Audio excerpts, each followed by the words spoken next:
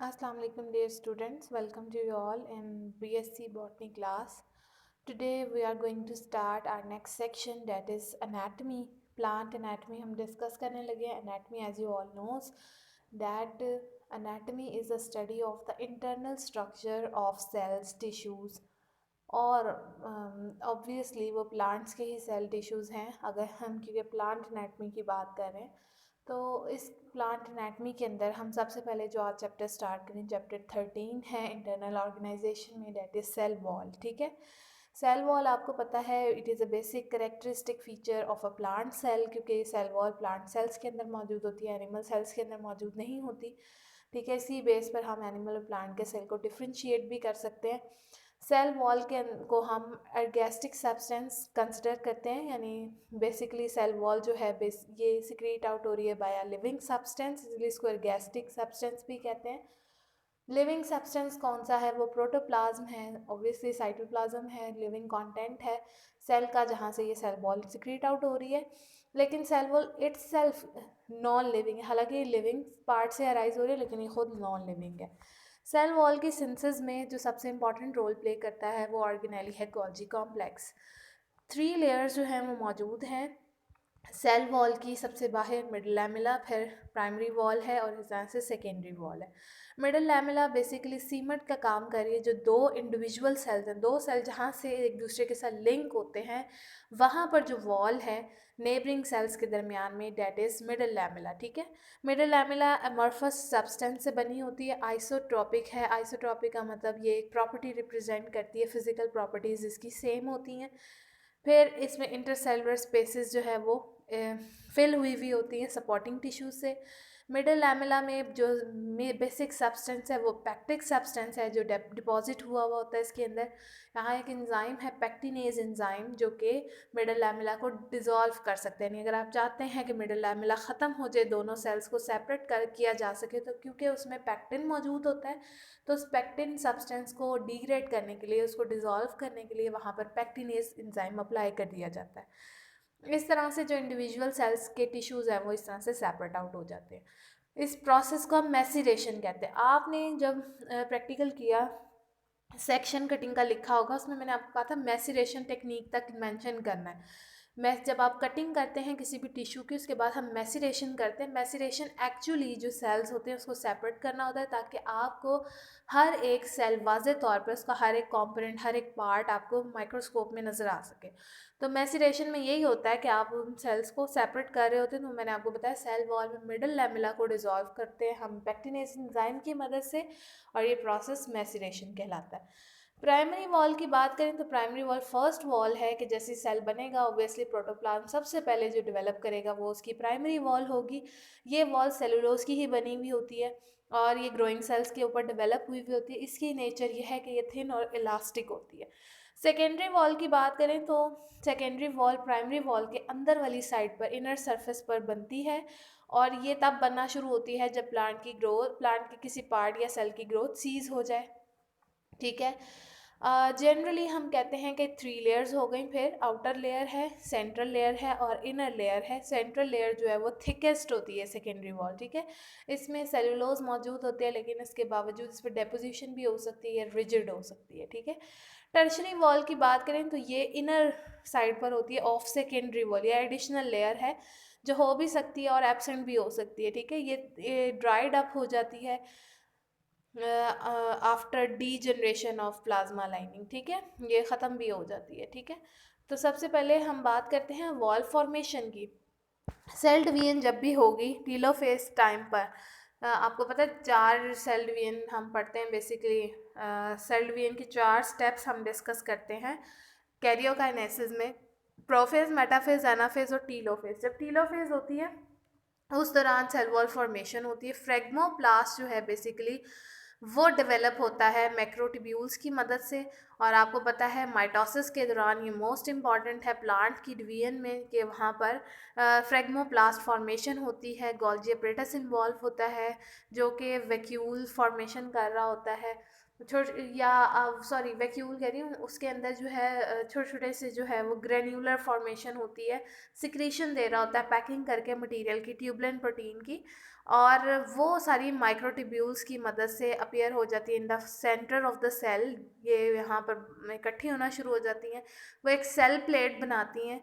यही cell plate फ्रेगमोप्लास्ट कहलाती है, ठीक है। और ये सारे फिर पार्ट्स ज्वाइन कर जाते हैं अंदर से, और ये सेंटर ऑफ द सेल से कॉर्नर की तरफ जो है वो जुड़ते जाते हैं सारे ग्रेन्यूलर स्ट्रक्चर्स, और ये ज्वाइन करके फ्रेगमोप्लास्ट बना लेते हैं, ठीक है। और यही फ्रेगमोप्लास्ट लेटर ऑन डिसअपेयर होकर वहाँ पर सेल वॉल फॉर्मेशन कर देती है। तो इस तरह से during mitosis at the stage of telophase ये सेल वॉल फॉर्मेशन हो रही होती है। पैक्टिक कंपाउंड्स में कैल्शियम और मैग्नीशियम पैक्टेट हैं, वो इन्वॉल्व होते हैं सेल प्लेट को बनाने में, और ये सून चेंज हो जाता है मिडल लैमेला के अंदर, ठीक है। तो ये आपको डायग्राम में फ्रेगमोप्लास्ट और दिखाया हुआ भी हुआ है कि सेंटर ऑफ द सेल में सेल प्लेट बनी है फ्रेगमोप्लास्ट की, जो सेंटर से कॉर्नर की तरफ जाएगी और फाइनली ज्वाइन करके ये मिडल लैमेला बना देती है। बोथ साइड्स के ऊपर थिन लैमेला जो है वो आगे डॉटर प्रोटोप्लास्ट में कन्वर्ट हो जाता है, और इस तरह से ये जो सेल वॉल है वो नई बनना शुरू हो जाती है डॉटर सेल्स के इर्द गिर्द। वॉल में अगेन सेलुलोज माइक्रोफाइब्रिल्स होंगे या कुछ नॉन सेलुलोजिक मटेरियल होगा जो कि मैट्रिक्स बनाएगा। इस तरह पैक्टिक सब्सटेंसेस हेमी सेलुलोजिस जो है वहाँ मौजूद होंगी, जो कि प्राइमरी सेकेंडरी और बाकी आगे मिडल लैमेला की फॉर्मेशन में इन्वॉल्व हो जाएगा, ठीक है। सबसे पहले मिडल लैमेला और फिर प्राइमरी वॉल बनती है, सेकेंडरी तो काफ़ी बाद में बन रही होती है। न्यू और ओल्ड मिडल लैमेला एक दूसरे से सेपरेट हो जाएंगे, जो कि जाहिर सी बात है प्राइमरी वॉल में मौजूद थे पेरेंट सेल की। Secondary wall later on primary wall के इनर साइड पर डेवलप होगी, जिसमें सेलुलोज भी होंगे, पॉलीसेक्राइड्स भी होंगे, लिग्निन, स्यूब्रिन, क्यूटिन, वैक्सेस, ये सारे डिफरेंट मटेरियल वहाँ पर मौजूद होगा। स्ट्रक्चर ऑफ सेल वॉल की बात करें तो प्राइमरी स्ट्रक्चर जो है वो बेसिकली हम डिस्कस करते हैं कि डिफरेंट लेयर्स में डिवाइडेड है सेल वॉल। तो प्राइमरी वॉल है, मिडल लैमेला और सेकेंडरी वॉल, ये सेम है। आप इसको दोबारा से भी डिस्कस कर सकते हैं। जो आपने पीछे पढ़ा है कि सबसे बाहर वाली लेयर जो है वो प्राइमरी वॉल है, जो इलास्टिक और थिन है, ट्रांसपेरेंट होती है, इसमें से नज़र आ सकता है अंदर बाहर क्या है। पहली वॉल यही बनती है, ठीक है, मेच्योर सेल्स के अंदर ये मौजूद होती है। अब ये सेल के ऊपर डिपेंड करता है कि सेल की लेंथ विड्थ किस तरह की, उसी तरह की प्राइमरी वॉल की लेंथ होगी। प्राइमरी वॉल में सेलुलोज, हेमी सेलुलोज और पैक्टिन मटेरियल मोस्ट इंपॉर्टेंट है, ठीक है। प्राइमरी वॉल की थिकनेस आहिस्ता आहिस्ता इंक्रीज हो रही होती है, क्योंकि सेलुलोज जो है वो अंदर वाली साइड पर डिपॉजिट होना शुरू हो जाता है, उसकी लेयर्स बन जाती हैं इसलिए। मिडल लैमेला वो पॉइंट है जहाँ से प्राइमरी सेल वॉल्स ज्वाइन कर रही होती हैं, ठीक है। मेचोरिटी में ये डिफ्रेंशिएट हो नहीं आप कर सकते इसको प्राइमरी वॉल से, क्योंकि इसके ऊपर लिग्निन की डेपोजिशन हो रही होती है डिफरेंट लेयर्स के अंदर। सेकेंडरी वॉल जो है वो प्राइमरी वॉल के अंदर बनती है, ठीक है। जब प्राइमरी वॉल की ग्रोथ ख़त्म हो जाती है तब ये बनना शुरू होती है। It has no surface growth नहीं होती इसकी, लेकिन इसके ऊपर थिकनेस बढ़ती जाती है और वो लिग्निन की डेपोजिशन होती है। इसके अलावा स्यूब्रिन, वैक्सेस वगैरह भी डिपॉजिट हो सकती हैं। मेचोरिटी पर कुछ सेल्स हैं लाइक ट्रेकीड्स हैं और प्रोटोप्लास्ट वगैरह है, वो सेकेंडरी वॉल से रिप्लेस हो जाता है, ठीक है। और ये वॉल डेड हो जाती है एट मेचोरिटी। फिर सब माइक्रोस्कोपिक स्ट्रक्चर है सेल वॉल का, कि अगर आप इसके अंदर देखें क्या है, तो मॉलिक्यूल्स बंडल्स की फॉर्म में मौजूद है, उन्हें माइसल्स का नाम देते हैं। ये माइसल्स एक दूसरे के साथ इंटरकनेक्टेड हैं, और ये इंटरकनेक्टेड है with help of a lower chain molecules, ठीक है। वो एक सिस्टम बना रहे हैं जिसे हम माइसेलर सिस्टम का नाम देते हैं, ठीक है। इसके अलावा इसके अंदर कुछ नॉन सेलुलोजिक मैट्रिक्स भी मौजूद होता है, जिनमें लिग्निन, क्यूटिन, सुब्रिन, हेमी सेलुलोज वगैरह, इसे हम इंटरमाइसिलर सिस्टम का नाम देते हैं। जैसे जैसे सेल मैच्योर होता जाता है, कुछ एडिशनल सब्सटेंसेस हैं जो इस मैट्रिक्स में सेलुलोज फ्रेमवर्क के अंदर डिपॉजिट होना शुरू हो जाते हैं। ये प्रोसेस इंक्रिस्टेशन का कहलाता है, इंक्रिस्टेशन, ठीक है। इंक्रिस्टेशन के दौरान डेपोजिशन हो रही होती है किसी भी एडिशनल मटेरियल की सेल वॉल के ऊपर, ठीक है। अब कौन सा मटेरियल डिपॉजिट हो रहा है, वो मटेरियल के ऊपर डिपेंड करता है प्रोसेस। जैसे इंक्रस्टिंग प्रोसेस, अगर लिग्निन की डेपोजिशन है तो वो लिग्निफिकेशन कहलाएगा। अगर स्यूब्रिन मटेरियल डिपॉजिट हो रहा है तो वो स्यूबराइजेशन है, और अगर क्यूटिन की डेपोजिशन हो रही है तो वो क्यूटिनाइजेशन है, ठीक है। फिर सेल वॉल के अल्ट्रा स्ट्रक्चर की बात करें, ये आपने जस्ट एक दफ़ा पढ़ लेना है कि कुछ कंपाउंड माइक्रोस्कोप के अंदर आपको कुछ लार्ज फाइब्रिल्स नज़र आते हैं सेल वॉल में, जिसे मैक्रो फाइब्रिल्स का नाम देते हैं, ठीक है। ये चेन लाइक सेलुलोजिक मॉलिक्यूल है, जैसे हमने कहा माइसेल्स बनाते हैं, तो यहाँ पर उन्होंने बताया 3000 से 6000 ग्लूकोज के मॉलिक्यूल्स हैं जो आपस में ज्वाइन किए हुए होते हैं। 100 सेलुलोजिक चेन्स हैं जो आपस में ज्वाइन करके ये सिस्टम बना रही हैं, माइसेलर सिस्टम, जिसे हम एलिमेंट्री फिब्रिल या माइसेल का नाम देते हैं। माइसेल आपने याद रखना है, ये चेन है सेलुलोज मॉलिक्यूल्स की, ठीक है। तो ये जो माइसेलर सिस्टम है, इसमें ऑब्वियसली बंडल्स मौजूद होते हैं, बंडल की फॉर्म में ये मौजूद होता है, इसे माइक्रोफिब्रिल कहते हैं। मैक्रोफिब्रिल में लार्ज फाइब्रिल्स होंगे, सेलुलोज मॉलिक्यूल्स के ही होते हैं, और माइक्रो में स्मॉलर फाइब्रिल्स जो हैं वो मौजूद होंगे। इसमें 2000 सेलुलोज मॉलिक्यूल या 20 माइसेल्स जो हैं वो कंटेन करता है, ठीक है। माइक्रोफिब्रिल्स के अंदर जो है वो बेसिकली आप देखते हैं ये टर्न होकर यूनाइट, माइक्रोफाइब्रिल्स जो है वो आगे यूनाइट होकर इन टर्न क्या बना रहे होते हैं, मैक्रोफिब्रिल्स, और उसमें तकरीबन 5 लाख सेलुलोज मॉलिक्यूल्स जो हैं वो एग्जिस्ट कर रहे होते हैं। यानी ये एक उन्होंने सिस्टम बता दिया कि बेसिकली दो सिस्टम रन कर रहे हैं, एक मैक्रोफिब्रिल्स का है और एक माइक्रोफिब्रिल्स का। एक में सेलुलोज की तादाद ज़्यादा है, एक में कम है। ओवरऑल जो ये सिस्टम है उसे माइसेल कहते हैं, माइसेलर सिस्टम है। एलिमेंट्री फिब्रिल्स जो है वो मौजूद होते हैं। अब ये जो है माइक्रोफिब्रिल वो मैक्रोफिब्रिल्स के साथ ज्वाइन कर जाते हैं, तो ओवरऑल जो सेल वॉल में नंबर होता है सेलुलोज मॉलिक्यूल का वो 5 लाख तक पहुंच जाता है, ठीक है। ये ओवरऑल उन्होंने स्ट्रक्चर कर दिया, आपने जस्ट एक रीड आउट कर लेना है इसको। फिर ओरिएंटेशन की बात की हुई, ये भी जस्ट आपने रीड आउट करना है कि माइसेलर सिस्टम के अंदर 3 लेयर्स आपने पढ़ी, सेकेंडरी वॉल, प्राइमरी वॉल और मिडल लैमेला। तो हर एक के अंदर सेल वॉल में डिफरेंट माइसेलर सिस्टम है। सेकेंडरी वॉल में देखें तो वेसल मेंबर ट्रेकीड्स फाइबर्स मौजूद हैं। आउटर वॉल में देखें तो वहाँ माइक्रोफिब्रिल्स हैं, वहाँ पर उनकी ओरिएंटेशन बताइए ना कि स्पाइरल मैनर में है, किस तरीके से है, तो वो उनकी स्पाइरल जो है ओरिएंटेशन वो बताई हुई कि वो स्टीप है या लो है। यानी स्पाइरल बना रहे हैं तो वो गहराई उसमें ज़्यादा है, स्पाइरल में ट्विस्ट ज़्यादा है या फिर कम है। तो वो कहते हैं कि जब आप आउटर और इनर लेयर की बात करते हैं तो वो हॉरिजॉन्टल है, माइक्रोफिब्रिल उसमें लो स्पाइरल शो करते हैं, वेरी लो स्पाइरल। लेकिन अगर आप सेंट्रल लेयर की बात करते हैं क्योंकि उसके ऊपर थिकनेस ज़्यादा है तो वहाँ पर स्टीप स्पाइरल ऑब्जर्व किया जाता है। ये जस्ट उन्होंने आपको सेकेंडरी वॉल की लेयरिंग बताई है कि इनर लेयर है, सेंट्रल लेयर है, आउटर लेयर है वॉल, ठीक है, प्राइमरी वॉल में। तो आउटर लेयर में भी स्टीपनेस नहीं है, इनर में भी नहीं है, सेंट्रल में बहुत ज़्यादा आप देख रहे हो स्पाइरल, बहुत सारे बैंड्स आपको नज़र आ रहे हैं। तो ये बैंड स्पाइरल एक्टिविटी को शो करें तो स्पाइरल इसमें ज़्यादा है, इनर और प्राइम आउटर लेयर में कम होते हैं। फिर थिकनिंग ऑफ सेल वॉल की बात करें तो ये थिकनिंग आपने याद रखनी, ये इंपॉर्टेंट भी है। जैसे एनुलर थिकनिंग होती है रिंग लाइक, उसमें रिंग्स ऑफ लिग्निन जो है वो मौजूद होंगे, they are deposited on above the other in interior side of the cell wall. कुछ समटाइम्स स्पाइरल होती है थिकनिंग, स्पाइरल का मतलब हेलिक्स लाइक होती है, उसमें हेलिक्स की फॉर्म में लिग्निन डिपॉजिट हुआ हुआ होगा। स्क्लेरी फॉर्म है लेडर टाइप, स्क्लेरी फॉर्म जहाँ भी है यानी सीढ़ी की तरह से स्टेप्स की फॉर्मेशन हुई भी होगी, लेडर टाइप हो सकती है। रेटिकुलेट आपको पता है इरेगुलर मैनर में नेटवर्क की फॉर्म में जब भी थिकनिंग होगी लिग्निन की तो उसको हम रेटिकुलेट कहेंगे। और पिटेड का मतलब है कि सेल वॉल कहीं से थिक है इनर सरफेस पर, कहीं पर नहीं है, तो स्मॉल अनथिकन्ड एरियाज जो हैं वो मौजूद होंगे। तो पिट्स बेसिकली वही स्मॉल अनथिकन्ड एरिया है जहाँ पर थिकनिंग ज़्यादा नहीं होती, जिसकी वॉल थिन होती है, और वो पिटेड एरियाज कहलाते हैं। इसीलिए तो वो मटेरियल को आसानी से एक से दूसरी जगह ट्रांसपोर्ट कर रहे होते हैं, ठीक है। तो ये आपको डिफरेंट उन्होंने शो भी की हुई है थिकनिंग। जैसे पहले वाली देख लें रिंग की फॉर्म में, दूसरी उन्होंने बता दी है स्पाइरल की फॉर्म में है, तीसरी उन्होंने बता दी है लेडर टाइप है सीढ़ी की फॉर्म में, चौथी इरेगुलर नेटवर्क पैटर्न बना रही है, और पांचवी में देख लें बीच में कुछ एरियाज हैं जो अनथिकन्ड हैं, ये पिटेड होगी, ठीक है। फिर हम बात करते हैं सेल वॉल कंपोजिशन की। कंपोजिशन में हमारे पास सेलुलोज एग्जिस्ट करता है, सबसे मोस्ट इम्पॉर्टेंट कंपोनेंट है सेलुलोज। सेलुलोज आपको पता है उसमें कार्बोहाइड्रेट का ये कंपोनेंट है, कार्बोहाइड्रेट से मिलकर बना हुआ है ये मैक्रोमोलिक्यूल सेलुलोज, ठीक है। इसमें कार्बोहाइड्रेट कॉमन है, ये वैसे क्रिस्टलाइन इन नेचर है और उसमें पॉलीसेक्राइड्स मौजूद, ये पॉलीसेक्राइड है ना कार्बोहाइड्रेट में सेलुलोज, ठीक है, मैक्रोमोलिक्यूल। तो सेलुलोज के मॉलिक्यूल चेन लाइक फॉर्म में अरेंज, अब आपने पहले ही पढ़ लिया कि ग्लूकोज उसमें बहुत सारे होते हैं जो मिलकर सेलुलोज बनाते हैं, और सेलुलोज जब चेन की फॉर्म में अरेंज होते हैं, माइसेलर सिस्टम बनाते हैं, तो सेल वॉल बन जाती है। ये सेलुलोज का स्ट्रक्चर भी उन्होंने आपको रिप्रेजेंट किया हुआ है।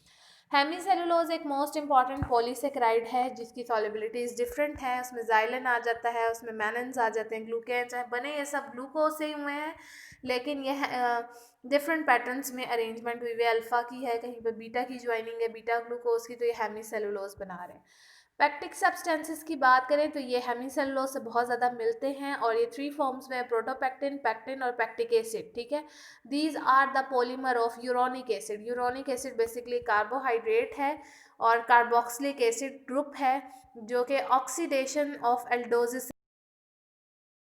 होती है, तब ये बनते हैं यूरोनिक एसिड, और यूरोनिक एसिड से ही आगे ज्वाइनिंग के बाद पॉलीमर बन रहा है पैक्टिक एसिड, पैक्टिन और प्रोटोपैक्टिन, ठीक है। ये जो पैक्टिन कंपाउंड है ये अमरफस है, भुरभुरे से होते हैं, इनका कोई प्रॉपर स्ट्रक्चर नहीं होता, लेकिन ये हाइड्रोफिलिक है, वाटर लविंग है, मिडल लैमेला बना रहे होते हैं। लिग्निन की बात करें तो बेसिकली लिग्निन में हाई कार्बन कंटेंट होता है जो कार्बोहाइड्रेट्स में से बहुत ज़्यादा डिस्टिंक्ट फीचर रिप्रेजेंट करता है। लिग्निन आपको पता है हर ट्री की वुड में चाहे वो डाइकॉट्स हों चाहे कॉनिफर्स हों उनमें एग्जिस्ट करता है, लेकिन हर एक में डेपोजिशन क्योंकि डिफरेंट है तो ये वेरी कर रही होती है वुड भी, इसी लिहाज से तो केमिकल नेचर सेल वॉल की वेरी करती है। क्यूटिन, सुब्रिन और वैक्सीज हैं, ये तीनों फैटी एसिड सब्सटेंसेस हैं। क्यूटिन और सुब्रिन बहुत ज़्यादा मिलते हैं और ये बेसिकली फैटी एसिड से ही मिलकर बने होते हैं, उन्हीं के पॉलीमर्स हैं। सुब्रिन जो है वो सेलुलोज के साथ कॉर्क सेल्स में या पेरिडम जो सबसे बाहर वाली लेयर होती है वहाँ पर मौजूद होता है। आपको पता है क्यूटिकल की लेयर जो है वो क्यूटिन से राइज होती है, ठीक है, जो कि आउटर वॉल में मौजूद है एपिडर्मिस के बाहर, और कॉन्टिन्यूस लेयर होती है क्यूटिकल बनाती है, और क्यूटिकल का काम क्या है, वाटर को बाहर निकलने से रोकना है from aerial part of a plant, और बेसिकली एपिडर्मिस से ये सिक्रीट आउट नहीं होने देता पानी को बाहर, ठीक है। गम और म्यूसिलेज की बात करें तो ये भी पैक्टिक सब्सटेंसेस ही से रिलेटेड हैं, ये वाटर जैसे इनके अंदर आता है स्वेलअप हो जाते हैं। गम्स जो हैं वो प्लांट्स में अपीयर होती हैं due to break down of wall and cell component, जैसे ही सेल के कंपोनेंट्स ब्रेक होना शुरू होते हैं, वॉल कहीं से ब्रेक होती है, गम फॉर्मेशन हो जाती है। म्यूसिलेज जो है वो अपीयर हो जाता है in form of a gelatinous material, ठीक है, सेल वॉल के इर्द गिर्द, और ये वॉल जो है ये आउटर सेल लेयर में भी मौजूद होती है, स्पेशली बहुत सारे एक्वेटिक स्पीशीज़ में सीड कोट के अंदर। फिर इंटरसेलुलर स्पेसिस फॉर्मेशन की बात करें तो ये हमने भी बताया मैसरेशन टेक्निक जो होती है कि कहीं पर मिडल लैमेला को जो है वो सेपरेट आउट कर दिया जाता है, स्प्लिटिंग हो जाती है, बीच में स्पेस बन जाती है, उसे हम इंटरसेलुलर स्पेसिस कहते हैं, शीजोजीनस इंटरसेलुलर स्पेसिस। अगर आप खुद से सेपरेशन करें तो वो मैसिरेशन टेक्निक है, उसमें तो दोनों सेल सेपरेट हो जाते हैं, लेकिन जो नेचुरली तौर पे बीच में स्पेसिस क्रिएट हो रही होती हैं वो होती है मिडल लैमेला की स्प्लिटिंग से, और वो इंटरसेलुलर स्पेसिस शीजोजेनिक इंटरसेलुलर स्पेसिस कहलाती हैं, ठीक है। और बाद में ये वॉल कैविटी इन्वॉल्व होती है न्यू मिडल लैमेला बनाने में भी, ठीक है। It is if a similar space is already present the new intercellular space join it to form a single large space, ठीक है। कभी कभी ऐसा होता है पहले से मौजूद है स्पेस तो फिर नई जो बनती है वो दोनों कंबाइन होकर एक ही लार्ज स्पेस बना देती हैं, तो ये आप देख सकते हैं इसकी वॉल में जो है वो इंटरसेलुलर स्पेस भी बीच में एग्जिस्ट करे, खाली जगह है। स्पेसिस जो है वो इंटायर सेल के डिसोल्यूशन से भी बन जाती है, यानी कि पूरा का पूरा सेल ही खत्म हो गया है। अगर तो बीच में से कोई कोई मटेरियल खत्म हो रहा है तो वो शीजोजेनस है, लेकिन अगर पूरा का पूरा सेल ही खत्म हो गया और बीच में स्पेस बन गई तो ये लाइसीजेनस इंटरसेलुलर स्पेस है, और ये लार्ज होती है एक्वेटिक प्लांट में, इसीलिए उनको बॉयंसी मिलती है। ऐसे प्लांट्स जो एक्वेटिक होते हैं अपने लीफ को ऊपर फ्लोट करते रहते हैं पानी के ऊपर, वो इंटरसेलुलर स्पेस की वजह से। इस तरह कुछ मोनोकॉट रूट्स हैं जिनमें ये जो है वो कैविटीज़ बन रही होती हैं। प्लाज्मोडेस्माटा की बात करें तो बेसिकली ये स्ट्रैंड है, साइटोप्लाज्मिक स्ट्रैंड लाइक स्ट्रक्चर है जो कि सेल वॉल के अंदर प्रोटोप्लाज्म में एक्सटेंड किया हुआ होता है, इंटरकनेक्टेड होते हैं ये सारे आपस में, जिसे हम प्लाज्मोडेस्माटा कहते हैं। रेड एल्जी हैं, मोसिस हैं, जिम्नोस्पर्म्स हैं, एंजियोस्पर्म हैं, उन सब के अंदर प्लाज्मोडेस्माटा है बेसिकली। साइटोप्लाज्मिक कनेक्शन है ये प्लांट्स की सेल वॉल के दरमियान में, इसके थ्रू ये मटेरियल को भी ट्रांसपोर्ट कर रहे होते हैं। तो प्लाज्मोडेस्माटा का सबसे बड़ा फ़ायदा ये है कि ये involve in transportation of material and conduction of stimuli, एक से दूसरी जगह स्टिमुलस को भेजने में भी ये इन्वॉल्व होते हैं।